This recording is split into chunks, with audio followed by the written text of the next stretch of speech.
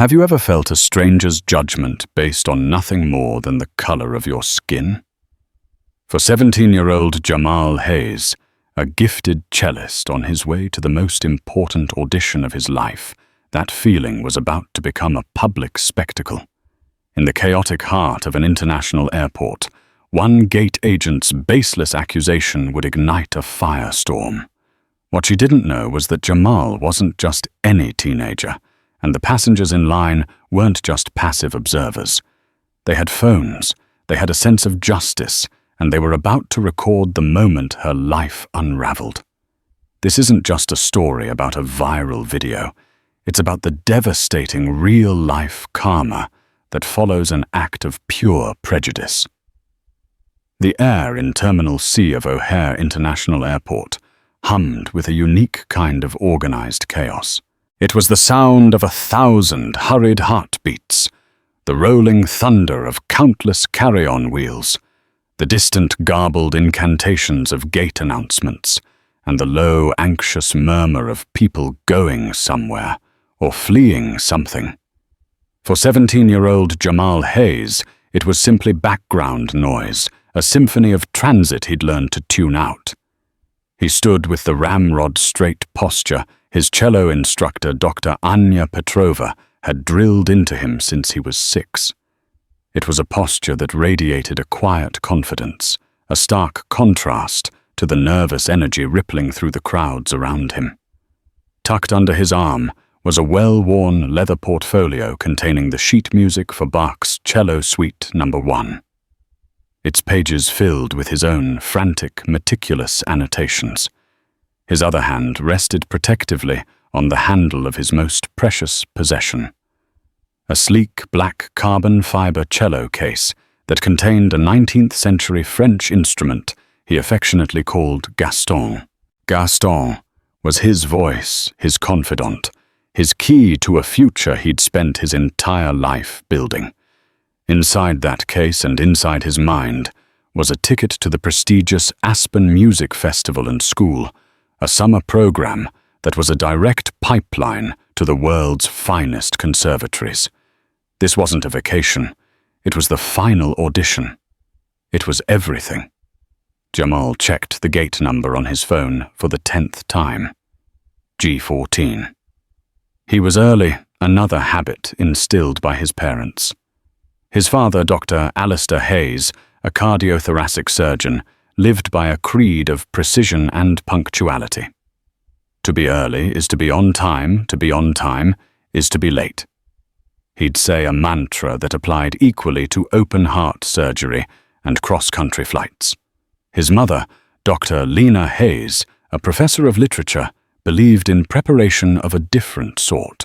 She had packed his carry-on with noise-cancelling headphones, a copy of James Baldwin's Go Tell It on the Mountain, and a bag of his favorite sour gummies, a small comfort from home for the journey ahead.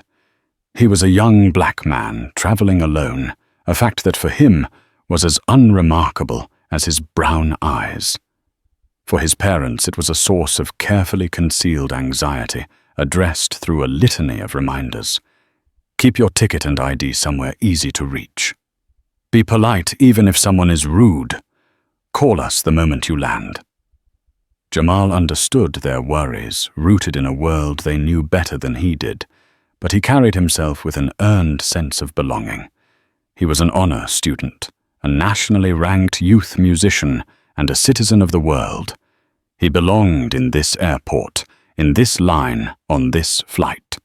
He found gate G14 and took a seat with a clear view of the boarding podium. The sign for Starlight Airlines Flight 821 to Denver was illuminated the word "on time," a small welcome blessing. He watched the gate agents, a man and a woman, as they worked. They were a flurry of activity, typing furiously, speaking into phones, and placating a stressed family whose connecting flight had been delayed. The woman whose name tag read Brenda seemed particularly frazzled. Her blonde hair was pulled back in a severe ponytail, and her face was a mask of strained professionalism.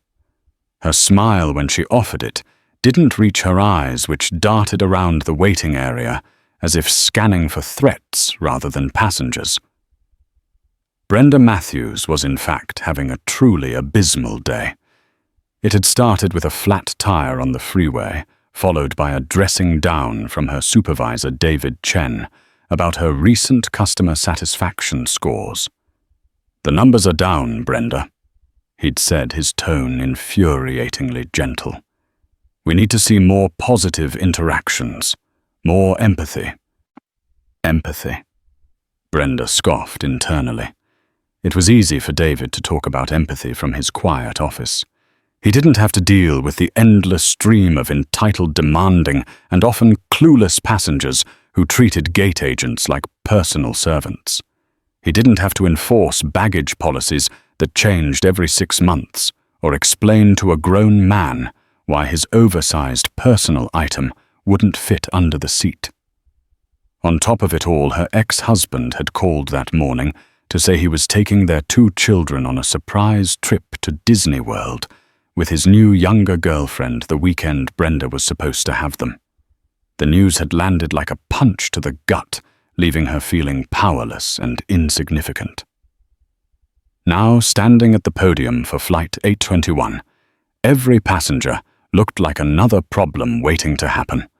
Another person with demands and expectations she was too emotionally drained to meet. Her patience was a thread worn down to a single frayed strand. At 10:45 a.m., a voice crackled over the intercom. "Good morning, passengers. We are now ready to begin the boarding process for Starlight Airlines Flight 8221, with service to Denver.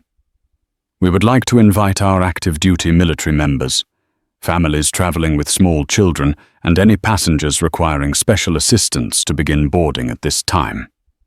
A small group shuffled forward. Jamal remained seated, running through the opening bars of the Bach suite in his mind. The notes were a familiar comfort, a sacred space he could retreat to amidst the noise. 5 minutes later, the second announcement came. "We now invite our first class and Starlight Priority members in Group 1 to board. Please have your boarding pass and ID ready." This was his cue. Jamal stood up, his movements fluid and unhurried. He slung his carry-on over his shoulder, grabbed his portfolio, and began wheeling Gaston toward the now forming line. He was the 4th person to join the queue, standing behind a businessman, talking loudly on his phone, and a couple in their 60s dressed in expensive-looking travel wear. He pulled out his phone, displaying the digital boarding pass his father had forwarded him. It was clearly marked First Class Group 1. He was focused on the screen, his thumb hovering over the QR code, when Brenda Matthews's voice, sharp and accusatory, sliced through the air. Excuse me, sir." Jamal looked up, momentarily confused. Was she talking to him? The businessman in front was still on his phone, and the couple was busy chatting. He met her gaze. Her eyes, cold and blue, were fixed directly on him. "This line is for Group 1 boarding only," she said, her voice carrying an unmistakable edge of condescension. She didn't move from behind the podium, forcing him to acknowledge her from 10 feet away in front of everyone. A small, quiet part of Jamal's brain, the part that had listened to his parents' warnings, flickered to life. He kept his own voice, even polite. "Yes, I know," he replied clearly. "I'm in Group 1. Brenda's lips tightened into a thin, skeptical line. She scanned him from head to toe, her gaze lingering on his hoodie, his jeans, and the imposing cello case. Her mind clouded by a storm of personal resentment and subconscious bias processed the image not as a young musician, but as a kid who didn't belong. A kid trying to game the system. She had seen it 100 times, people trying to sneak into the priority line to get on early, to snag overhead bin space. And today she had no tolerance for it. None. "The Group 1 line is for our first class and premium status flyers," she said, her voice getting louder, drawing the attention of those nearby. "Economy boarding hasn't started yet. You'll have to wait for your group to be called." It wasn't a request. It was a command, an ejection. The fragile calm of gate G14 was about to shatter, and the single frayed thread of Brenda's patience was about to snap. The air around the boarding lane grew thick with unspoken tension. The businessman in front of Jamal ended his call abruptly, turning to glance back. The elderly couple fell silent, their eyes wide with curiosity. A low murmur rippled through the dozens of people seated in the waiting area. They were no longer staring at their phones or reading books. They were watching a scene unfold. Jamal felt a hot flush of adrenaline creep up his neck. This was the exact scenario his parents had feared, the one he had always dismissed as unlikely. He was being singled out, publicly challenged. But panic was a luxury he couldn't afford. Panic would make him look guilty. Panic would be a betrayal of the composure he prided himself on. He took a slow, deliberate breath, just as Dr. Petrova had taught him to do before a difficult passage. "Ma'am, with all due respect, my ticket is for Group 1. He repeated his voice, still steady, though he had to consciously keep it from trembling. He held up his phone, the screen bright with the QR code and the words "First Class." Brenda leaned forward, squinting at the phone from behind the counter, as if it were a foreign object. She didn't ask him to approach. She made him hold his position, turning him into an exhibit. "I need to see the pass." She snapped her tone, implying he was hiding something. "Bring it here." Jamal walked the few steps to the podium, the squeak of his cello case wheels suddenly deafening in the charged silence. He held out his phone. Brenda snatched it from his hand, her fingers brushing his with a shocking coldness. Her eyes scanned the screen, not for information but for a flaw, a discrepancy she could pounce on. "Dr. Alistair Hayes," she read aloud, her voice dripping with triumphant scorn. She looked from the name on the screen to Jamal's face. "This isn't your ticket. This is a stolen pass." The accusation hung in the air, ugly and venomous. It was no longer about a boarding group. It had become an indictment of his character. Stolen. The word echoed in Jamal's ears. "That's my father." Jamal explained, his patience wearing thin, but his voice still controlled. "He booked the flight for me. My name is Jamal Hayes. It's on the passenger manifest linked to this seat.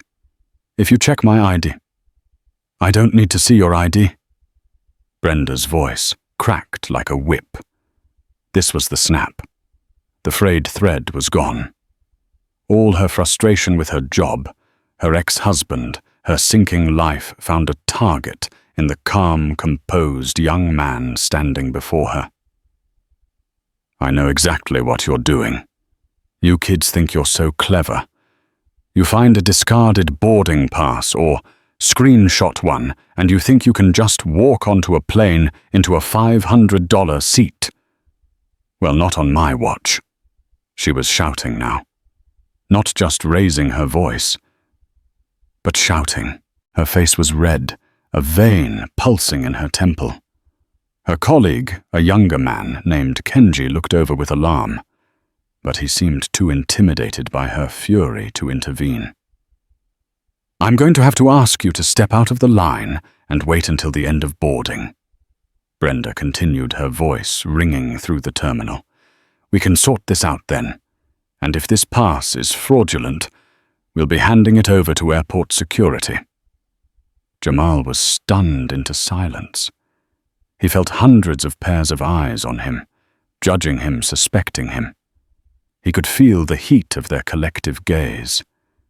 He was no longer Jamal Hayes, the cellist. He was a potential criminal, a kid being put in his place. It was in that moment of public humiliation that the dynamic shifted. A few rows back in the waiting area, Sarah Miller, a 28-year-old travel vlogger with a modest but growing YouTube channel, had been watching the exchange with increasing disbelief. Her entire brand was built on authentic travel experiences, the good, the bad, and the ugly. This, she realized, was profoundly ugly. Her instincts, honed by years of capturing content, took over. She discreetly raised her phone, shielded by her backpack, and pressed record. The lens focused on Brenda's contorted face and Jamal's stoic but clearly distressed profile. 2 people ahead of Jamal in the now stalled priority line. Robert Henderson, a 55-year-old corporate lawyer in a crisp, dark suit, turned around fully. He wasn't a man who suffered fools or tolerated injustice in or out of a courtroom. He observed the scene with a practiced, analytical eye. He saw the gate agent's irrational rage, the boy's calm demeanor, and the clear digital boarding pass still clutched in Brenda's hand. He recognized it for what it was, a gross abuse of authority, fueled by prejudice. "What seems to be the problem here, Miss?" Henderson asked, his voice calm, but carrying an authority that made Brenda flinch. Brenda turned her glare on him. "This is an official airline matter, sir. Please mind your own business." "This young man is in the same line as I am," Henderson retorted, his voice hardening slightly. "His standing here affects my standing here. It's become my business.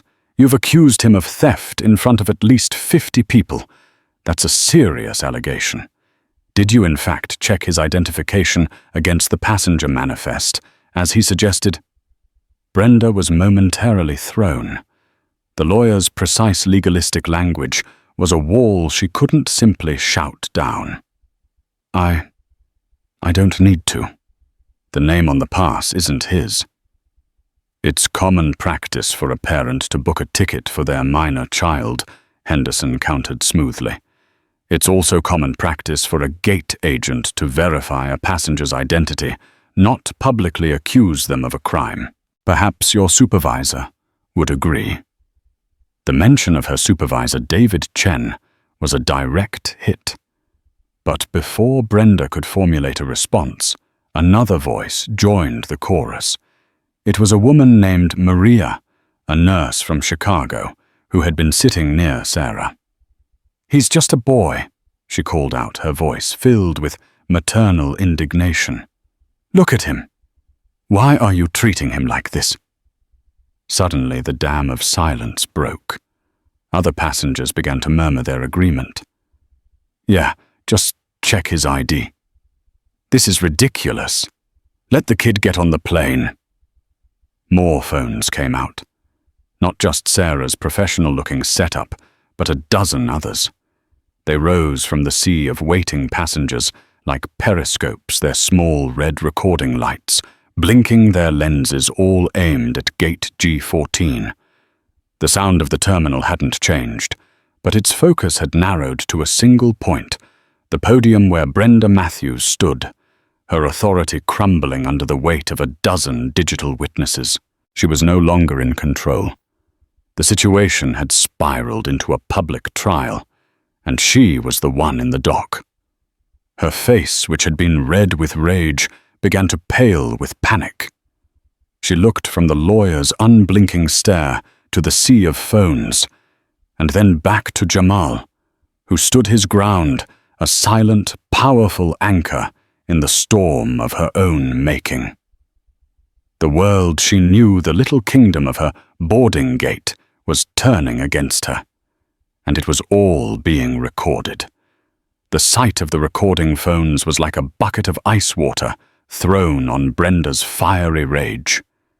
The anger didn't vanish, but it was instantly eclipsed by a chilling wave of fear. These silent, gleaming lenses were transmitting her face, her words, her loss of control out into an unseen world where she had no authority. She was no longer just Brenda Matthews, a stressed gate agent. She was becoming a character in a story she couldn't control. Her supervisor, David Chen, must have been alerted by his other agent, Kenji, or perhaps drawn by the sheer spectacle of it all. He appeared at the edge of the podium, his face a tight mask of concern. David was a man who prized smooth operations above all else. A commotion at the gate was his worst nightmare. A commotion involving shouting a crowd and recording phones was a Category 5 hurricane. "Brenda, what is going on here?" he asked, his voice low and urgent, trying to contain the fallout. This passenger," Brenda stammered, gesturing toward Jamal with a trembling hand. "He's trying to board with a fraudulent pass. It's not his name. I was handling it." David ignored her. His eyes, trained by years in customer service, took in the entire scene in a fraction of a second: the steely-eyed lawyer, the indignant nurse, the wall of phones, and at the center of it, the impossibly calm teenager. He turned to Jamal, his demeanor shifting instantly to one of solicitous apology. "Sir, I am David Chen, the station supervisor. I am so sorry for this confusion.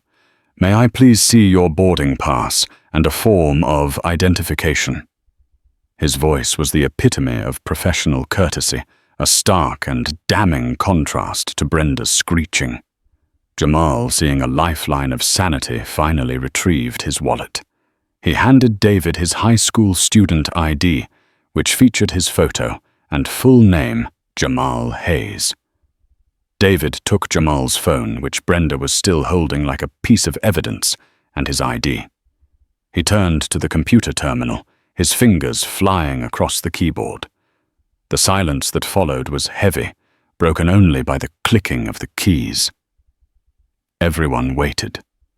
Brenda stood frozen, a statue of dread. Sarah Miller kept her phone steady, zooming in slightly to capture the supervisor's face.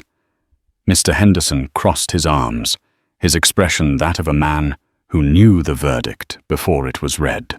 After 15 seconds that felt like an eternity, David looked up. He turned first not to the crowd, but to Jamal. "Mr. Hayes," he said, his voice clear and formal, filled with an unmistakable deference.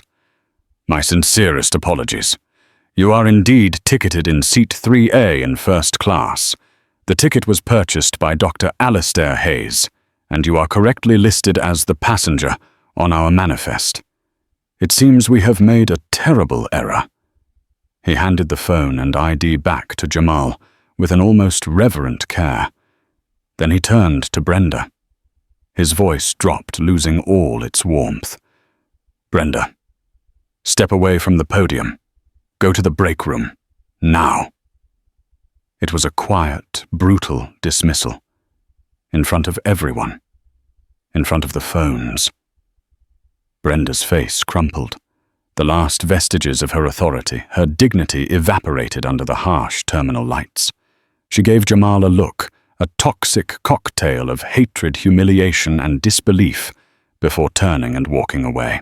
Her retreat was not the defiant stride of a wronged employee, but the shuffling gait of the utterly defeated. The crowd watched her go, a silent collective judgment. David Chen then turned to face the line of passengers, his public relations smile firmly back in place.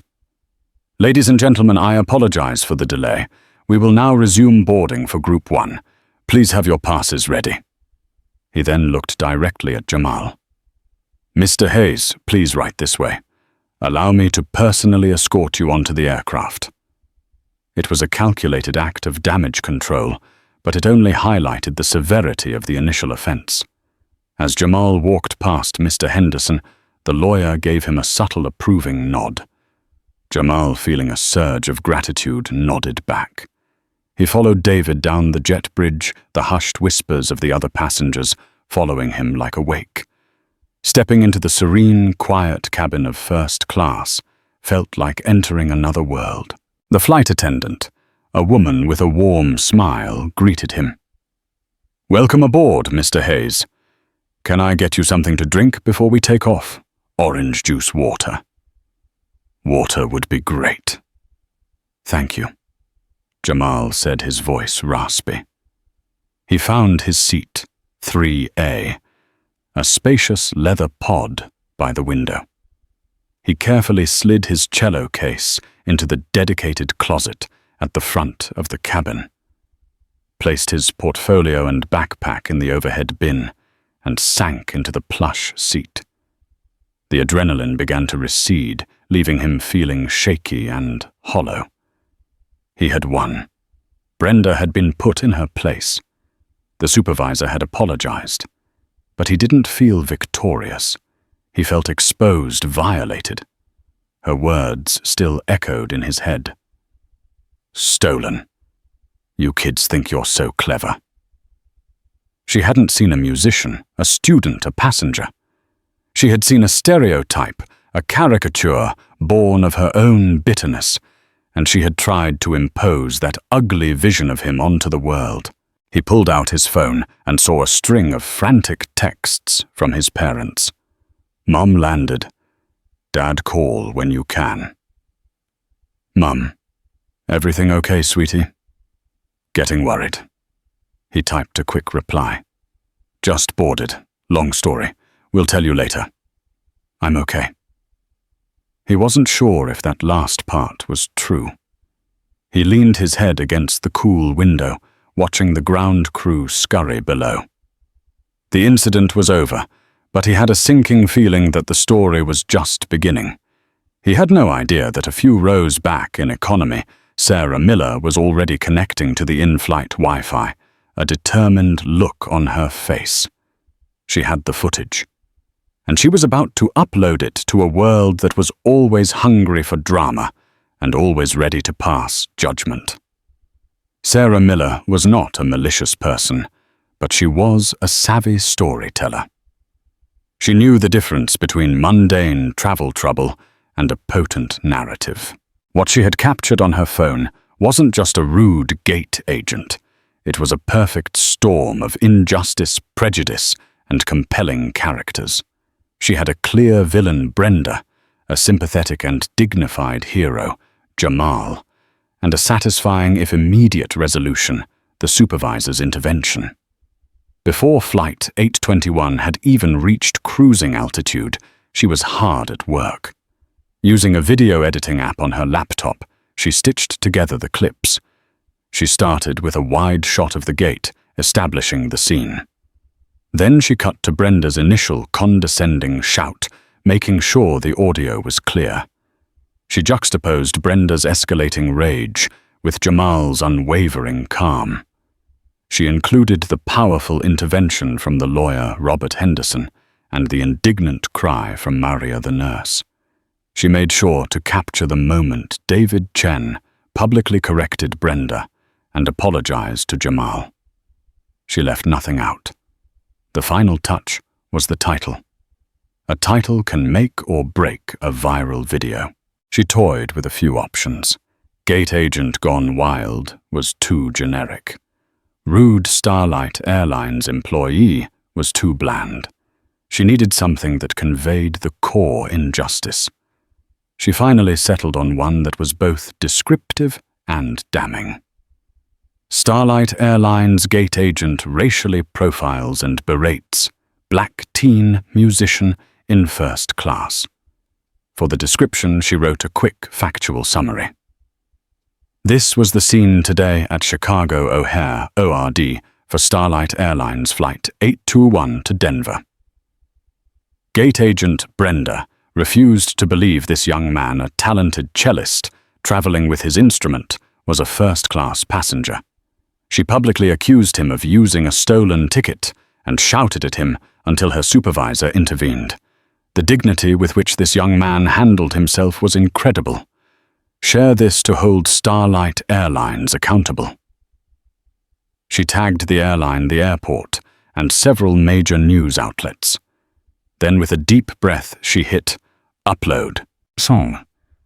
The video, 4 minutes and 37 seconds long, went live on her YouTube channel, Sarah's Skyway, and she immediately shared the link to her Twitter and Instagram accounts. For the first hour, it was a slow burn. A few hundred of her regular subscribers watched it. The comments started to trickle in. OMG, that Brenda is horrible. Good for that lawyer for stepping in. That poor kid. Then someone with a much larger following, a prominent activist and social media personality, retweeted her video with a single comment. "This is what flying while black looks like in 2025. This is at Starlight Airlines. Make Brenda famous." That was the spark that ignited the wildfire. By the time Jamal's flight landed in Denver, the video had 50,000 views. An hour after that, as he was taking a shuttle to the Aspen campus, it had crossed 500,000. News desks in New York and Atlanta were calling Sarah Miller, whose phone was now buzzing non-stop. Hashtags began to trend. Starlight Render. Flying while black. Gate G14. Brenda Matthews, meanwhile, was sitting in a sterile, windowless break room back at O'Hare, nursing a cup of stale coffee. David had told her to wait there until he finished his shift. She spent the first hour stewing in self-pity and anger. It wasn't fair. She was just doing her job. That kid had looked suspicious. The lawyer had no right to interfere. She was the victim here, ganged up on by everyone. Then her phone buzzed. It was a text from a co-worker on a different shift. "Brenda, are you okay? I just saw a video." Brenda's blood ran cold. Video. She opened her social media app. Her name, or rather the version of it the internet had adopted, Starlight. Brenda was everywhere. With trembling fingers, she clicked the link, and she watched herself. It was a profoundly surreal and horrifying experience. The video stripped away all of her internal justifications, all of her self-pity. It showed only the raw, ugly reality of her actions. It showed her snarling, her face twisted with a rage she barely recognized. It showed her pointing, shouting, and publicly humiliating a child. It showed her being dressed down by her boss and slinking away in disgrace. The comments were a tidal wave of vitriol. "Fire her immediately. This is racism, plain and simple. I hope he sues her and the airline into bankruptcy. I have a face for every Karen, and hers is the new logo. Look at her face when the supervisor checks the computer. Priceless." Her personal information wasn't in the video, but this was the internet. Within 3 hours, digital sleuths had cross-referenced the flight details, the airline, and the name tag Brenda. They found her LinkedIn profile. From there, they found her Facebook page.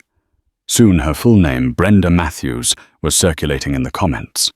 Photos of her scraped from her public profiles were being turned into memes. Her world was collapsing in real time, pixel by pixel. Starlight Airlines' corporate office, now in full-blown crisis mode, issued a boilerplate statement on Twitter. "We are aware of a video showing a disturbing customer interaction at O'Hare. The actions of this employee do not reflect the values of Starlight Airlines. We are investigating this matter urgently and have suspended the employee pending the outcome." Suspended. Brenda read the word and felt a dizzying sense of vertigo. She had been with the airline for 12 years. It wasn't just a job. It was her identity, her livelihood, the source of the travel benefits that were her one perk in a life she felt was spiraling downward. Now that, too, was gone, sacrificed to the ravenous court of public opinion. She sat alone in the break room, the phone screen glowing with images of her own humiliation. The digital wildfire was raging, and it was burning her entire life to the ground. She was no longer a person. She was a hashtag, a villain in a viral video, a cautionary tale for the digital age. And the karma was just getting started. Jamal arrived at the Aspen Music Festival campus, feeling as though he'd passed through a strange, turbulent portal. The mountain air was crisp and cool, a stark contrast to the stuffy, recycled atmosphere of the airport terminal. The campus was idyllic, nestled in a valley of breathtaking beauty, with the sounds of string quartets and soprano arias drifting from open windows. It was supposed to be his sanctuary, the place where only the music mattered. But the incident at gate G14 had followed him. During the shuttle ride, he had finally watched the video. Seeing it from an outsider's perspective was jarring. He saw his own forced stoicism, the subtle clenching of his jaw, the way he stood his ground. He saw the naked prejudice in Brenda's face. He also saw the kindness of strangers, the commanding presence of Mr. T. Henderson, the impassioned plea from Maria the nurse. He felt a strange mix of gratitude and deep, bone-wearying exhaustion. His phone call with his parents was difficult. His mother, Lena, was frantic with a mix of fear and rage. "Are you okay? Did she touch you? We're booking a flight right now." His father, Alistair, was quieter, but Jamal could hear the cold fury in his voice. It was the voice he used when a surgery went poorly, a controlled anger that was far more terrifying than shouting. "Son, I want you to tell me everything that was said. Every single word," Alistair instructed. Jamal recounted the story, his voice flat. When he got to the part where Brenda accused him of using a stolen pass, Lena let out a choked sob. Alistair remained silent for a long moment. "Jamal," he finally said, his voice like flint. "This is not your burden to carry. Your only job right now is to focus on your music. Go to your orientation. Meet your instructor. Prepare for your audition. Your mother and I will handle this. We will handle Starlight Airlines. We will handle Brenda Matthews." There was a finality in his tone that offered Jamal a sliver of peace. He promised to call them every day and tried to put the incident in a box, shoving it into a dark corner of his mind. He had to focus. Bach was waiting, but the world wouldn't let him forget. By the next morning, the story was on national news. His name, Jamal Hayes, was now public. Reporters had somehow discovered he was a cellist auditioning for Aspen. The festival's administrative office received calls. Jamal was suddenly not just a new student, he was that kid from the video. Meanwhile, back in Chicago, Robert Henderson, the lawyer from the flight, was sitting in his corner office overlooking the Chicago River. He had watched the video go viral with a grim satisfaction. He believed in the power of the law, but he also understood the raw, unassailable power of public opinion.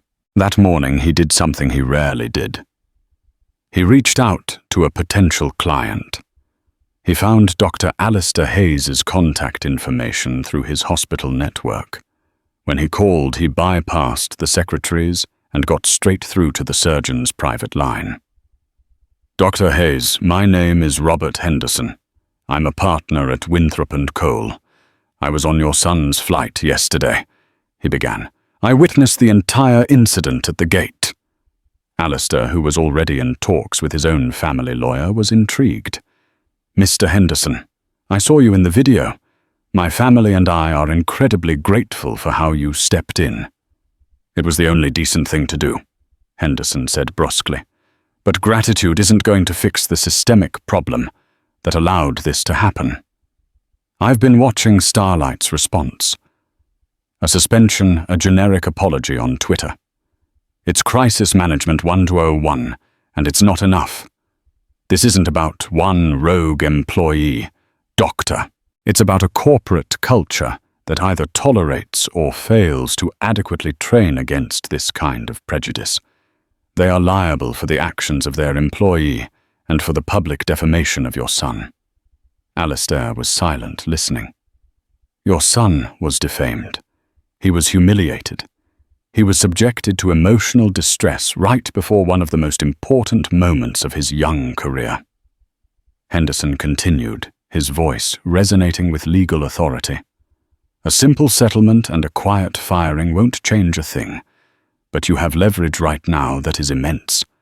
The court of public opinion has already ruled in your favor. We can make this hurt. We can force real institutional change." He paused. "I'd like to offer my firm's services to your family. Pro bono. This one is too important to be about the money." Alistair Hayes, a man who dealt in life and death decisions, recognized a pivotal moment when he saw one. Henderson wasn't just an ambulance chaser. He was an advocate, an ally, who saw the bigger picture. "Mr. Henderson," Alistair said, a new resolve hardening his voice, "when can you be in my office?" The battle lines were being drawn. This was no longer just about a viral video. It was about to become a calculated legal war. The Hayes family, with a powerful legal gladiator now in their corner, were not going to settle for a quiet apology. They were going to demand a reckoning. For Jamal, and for every other person who had ever been judged by the color of their skin while just trying to get from one place to another. The internal investigation at Starlight Airlines was swift and brutal, driven by the merciless pressure of a global PR nightmare. The company's stock had taken a small but noticeable dip. Lifelong loyalty members were posting photos of their cut-up Starlight credit cards. Rival airlines were subtly capitalizing on the chaos, with ads emphasizing their commitment to diversity and respect. David Chen was interviewed for 3 hours by a team from Human Resources and the corporate legal department. He recounted the event dispassionately, but his testimony was damning for Brenda. He confirmed that she had not followed standard procedure, which required a calm, discreet verification of ID before any escalation. He described her as irate and unprofessional. The investigation then turned to Brenda Matthews's employment history, and what they found transformed the narrative from a single catastrophic error in judgment into something far more sinister, a pattern of behavior. For 12 years, Brenda had been a mediocre employee. Her performance reviews were a landscape of consistency, never excellent, never poor enough to warrant termination. But digging deeper into the digital archives of customer feedback, a disturbing trend emerged. Over the past 5 years, there had been 7 informal complaints lodged against her. They hadn't been serious enough to trigger a formal HR review, often just emails to customer service that were logged and forgotten. But read together, they painted a chilling picture. A complaint from a Sikh man in a turban who was aggressively questioned about his bulky headwear at the gate. A complaint from a Latina woman who was accused of not speaking English well enough to understand boarding instructions, though she was a fluent university professor. 2 separate complaints from black passengers who felt they were spoken to with a disrespectful and dismissive tone regarding baggage queries. A complaint from an Asian family who Brenda had loudly and incorrectly accused of trying to cut the line. Each incident on its own was minor enough to be dismissed as a misunderstanding or a customer having a bad day. But compiled into a single file, they revealed a clear and undeniable pattern of bias against passengers of color. Brenda wasn't just having one bad day. She was a serial offender whose prejudice had been allowed to fester unchecked within the Starlight system. She was a time bomb, and Jamal Hayes had been the one she finally exploded on, with the whole world watching. This file became the cornerstone of Robert Henderson's strategy. He knew that any legal action would likely end in a confidential settlement, which was not his goal. His goal was public systemic change. When Starlight's lawyers reached out to him for an initial conversation, he didn't start with a monetary figure. "Before we discuss any potential damages for the Hayes family," Henderson stated coolly in a conference call, "we need to talk about the discovery process. We will be requesting the complete employment file of Miss Brenda Matthews, including all performance reviews, commendations, and most importantly, all prior customer complaints, formal or informal. There was a palpable silence on the other end of the line.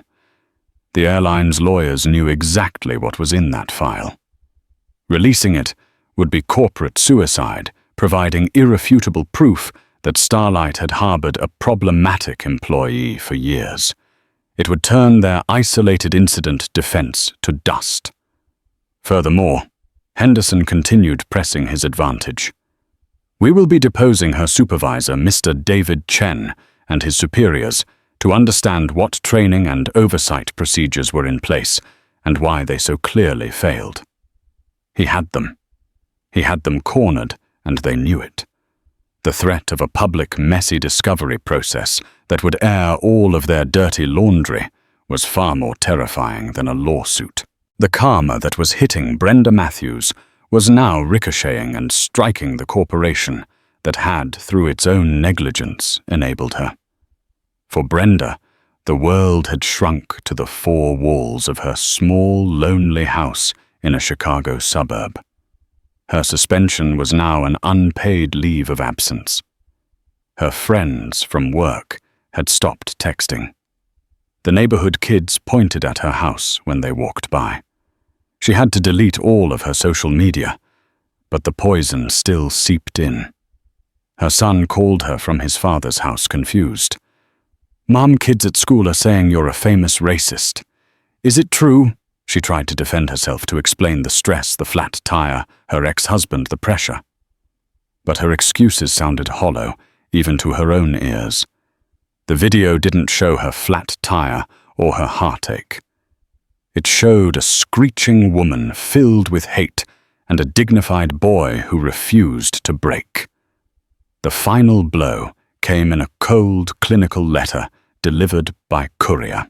It was from Starlight Airlines' legal department.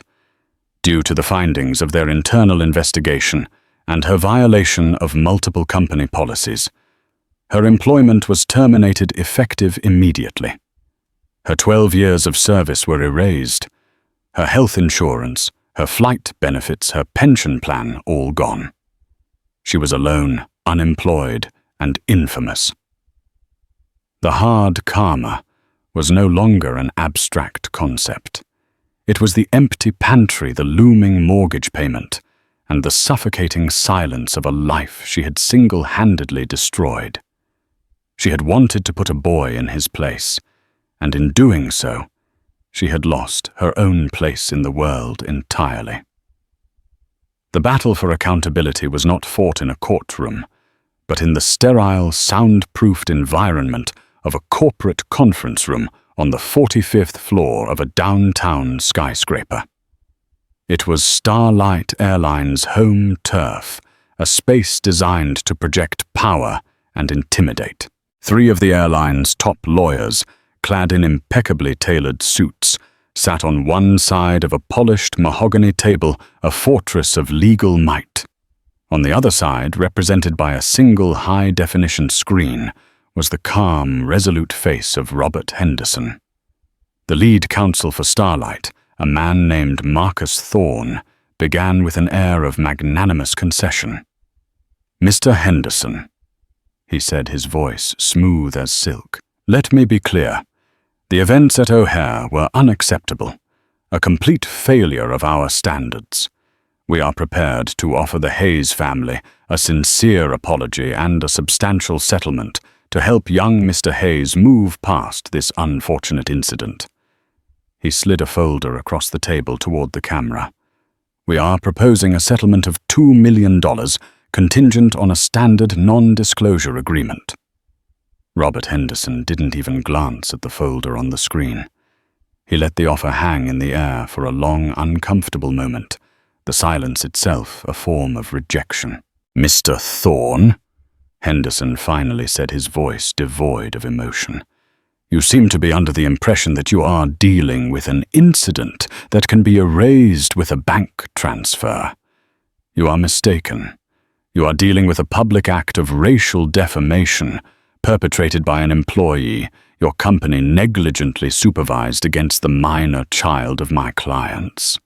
He paused, letting the legal weight of his words settle. "The Hayes family doesn't need your money." The three lawyers exchanged uneasy glances. This was not going according to their script. "What they want," Henderson continued, his voice hardening almost imperceptibly, "is accountability. What they want is to ensure that no other child, no other person of color ever has to endure what Jamal went through at the hands of your airline. So let's stop talking about cash and start talking about change." This was the masterstroke. In a private call the night before, Alistair and Lena Hayes had made their own position perfectly clear to Henderson. "Robert, we didn't raise our son to be a victim or a lottery winner," Lena had said, her voice trembling with a mother's fierce protective instinct. "We raised him to be a man of character. This experience will be a part of his story forever. We want that part of the story to mean something more than just a quiet payday." Alistair had agreed, adding, "This isn't just about Brenda Matthews. She's a symptom. The disease is the corporate culture that let her fester. We want treatment for the disease." Henderson now channeled their conviction. Over the next hour, he laid out their terms not as requests, but as non-negotiable demands. The public apology from the CEO. The complete overhaul of training by an independent, respected firm. And the final audacious demand: the program would be publicly named the Hayes Initiative, and its oversight board would include the family themselves. Marcus Thorne almost laughed. "That's absurd. We can't give a civilian family oversight of internal corporate policy. It's unprecedented." "The situation is unprecedented," Henderson countered instantly. "And gentlemen, I do suggest you reconsider your position, because if we cannot reach an agreement, my next step will be to file a lawsuit and begin the discovery process. My first subpoena will be for the complete unredacted employment file of Ms. Brenda Matthews, all 12 years of it. I have a feeling the producers at 60 Minutes would find her 7 prior unaddressed complaints of biased behavior to be a very compelling story. Your isolated incident narrative wouldn't survive the first commercial break." The bluff, if it even was one, was perfect. The threat of exposing their long-term negligence was an existential one. The room fell silent. The fortress had been breached. The power had shifted. They conceded. For Brenda Matthews, the news of the settlement was not delivered by a lawyer, but absorbed through the cold glow of her phone screen. She was no longer just suspended. She was fired, the notification delivered via a cold, impersonal courier package. The termination letter cited gross misconduct and violation of company values. 12 years of her life erased in a single paragraph. The infamy was inescapable. She was a pariah in the only industry she knew. After dozens of failed applications, the reality set in her career was over. The house with its mortgage she could no longer afford went up for sale. She packed her life into cardboard boxes, haunted by the echoes of a life she had torched with her own hands. Her new home was a third-floor apartment overlooking a dumpster, her new job stocking shelves on the graveyard shift at a sprawling 24-hour superstore. Her new life was a world of harsh fluorescent lights, the chemical smell of floor wax, and the profound ache of a body not used to manual labor. The anonymity was both a blessing and a curse. No one knew her as Starlight Brenda, but she was also no one at all. Just another tired figure in a faded blue vest moving boxes of cereal and canned soup in the dead of night. One brutally cold Tuesday morning around 3 a.m., she sat in the desolate employee break room, massaging her sore back. She scrolled numbly through a news app on her phone when a headline caught her eye. A year later, Starlight's Hayes Initiative sets new industry standard. Her breath caught in her throat. The article was glowing. It detailed a 40% drop in customer complaints and a significant rise in employee morale. It talked about the comprehensive bias training that went beyond role-playing to foster genuine understanding. There was a photo of Starlight's CEO shaking hands with a poised and confident young man who was no longer a boy. Jamal Hayes, now a celebrated first-year student at Juilliard, looked directly at the camera, his eyes filled with a maturity far beyond his years. The article ended with a quote from him. "The goal was never to punish but to improve," Jamal said. "My parents and I knew that for change to be real, it had to be structural. We wanted to make sure that travel is a safe and respectful experience for everyone, regardless of what they look like or where they come from." Sitting there, under the buzzing, flickering light, surrounded by the smell of stale coffee, Brenda felt the last of her justifications crumble into dust. The self-pity, the lingering anger at being victimized by the internet, it all dissolved in a wave of devastating, crystalline clarity. The hard karma wasn't just losing her job or her house. It was this. It was the crushing cosmic irony of it all. In a fit of bitter, prejudiced rage, she had tried to diminish a young black man, to put him in his place and deny him his. Instead, she had inadvertently handed him a platform. Her ugliness had become the fertile ground from which a legacy of positive, lasting change had grown. His name was now etched onto a program celebrating the very respect she had denied him. She had sought to make him powerless, and she had made him powerful. She had sought to make him small, and she had made his cause monumental. She dropped her phone onto the grimy table, the screen still glowing with his face. The true punishment wasn't her own ruin. It was the unbearable knowledge of his triumph, a victory born from her own failure as a human being. And that was a sentence she would have to serve for the rest of her life. The story of Jamal Hayes and gate agent Brenda isn't just a fleeting viral moment. It's a powerful reminder of what can happen when one person's prejudice collides with the collective conscience of a connected world. It shows us that true karma isn't a mystical force. It's the logical, often brutal consequence of our own actions.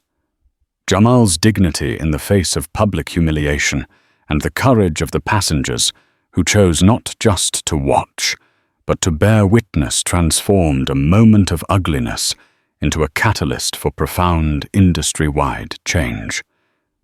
If this story resonated with you, if you believe in the power of accountability and the importance of standing up for what's right, please help us share it. Give this video a like, share it with your friends and family, and subscribe to the channel for more real-life stories that matter. By amplifying these narratives, we can all play a part in writing a better ending.